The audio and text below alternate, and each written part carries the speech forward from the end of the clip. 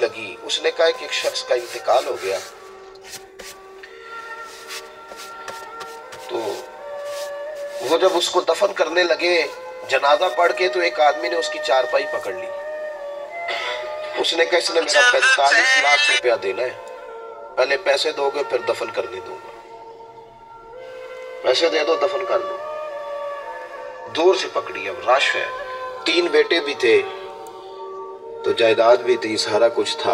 उन 3 बेटों से लोगों ने कहा कि तेरे अब्बे को वो दफन नहीं करने दे रहा, शोर है। तो और वो बंदा भी वो था जो बड़ा करीबी था उसका, उसके वालिद का पार्टनर था, ताल्लुकात थे। तो उसने कहा कि पहले पैसे दो फिर दफन करने दूंगा।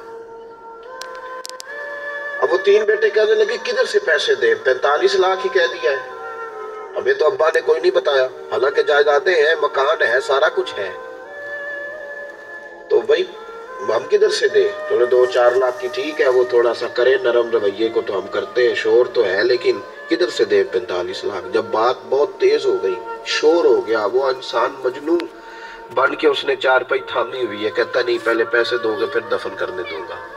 3 बेटे थे तो एक बेटी भी थी। बेटी को घर में पैगाम गया कि तेरे अब्बा को दफन नहीं होने देते। उसने सारा जेवर उतार के भेज दिया। उसने कहा उस चचा से कहो मेरे अब्बा के उस दोस्त से जिसने कर्जा लेना है कि ये रख ले और मैं थोड़े थोड़े करके पैसे लौटा देती हूँ, पर मेरे बाप को मरने के बाद यूं रुसवा न करे, उसको दफन तो होने दे, मैं एक एक पाई दे दूंगी, मेरा वादा रहा। जब वो बेटी ने 8-10 लाख का जेवर भेज दिया तो वो कर्जा लेने वाला शोर करने लगा। उसने कहा ओ मुझे पता चल गया, मुझे माफ कर दो सारे और इसे दफना दो। का क्या हुआ?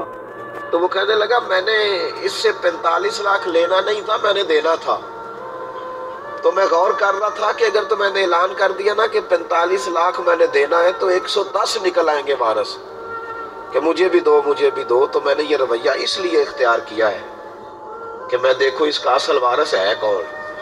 तो असल वारस वो बेटी है जिसने अपने कानों से बुंदे भी उतार के भेज दिए और जिसने अपने वो शादी वाले दिन पहनने वाले जेवरात, पहली रात का वो उसने जेवर भी सारा उतार के दे दिया।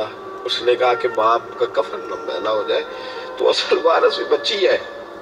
उसने कहा इसने मुझे वसीयत की थी हर एक को ना दे देना, मेरे असल वारस को देना, तो मुझे असल वारस मिल गया है, अब मैं किसी और को नहीं दूंगा, इस बेटी को दूंगा जिसने बाप के लिए कुर्बानी दी। तो याद रखे जिन्ना ली तू पाप कमाए हो किथे नहीं तेरे कर दे। तो इस लेन देन के मामला अपने साफ सुथरे रखें, इनके अंदर किसी किस्म की वो चीज़ ना पैदा करें कि जो हमारे लिए बड़ी बाइस परेशानी बन जाए। तो मैं ये समझाना चाह रहा हूँ आप हजरात को, अपने पीर भाइयों को, दोस्तों को,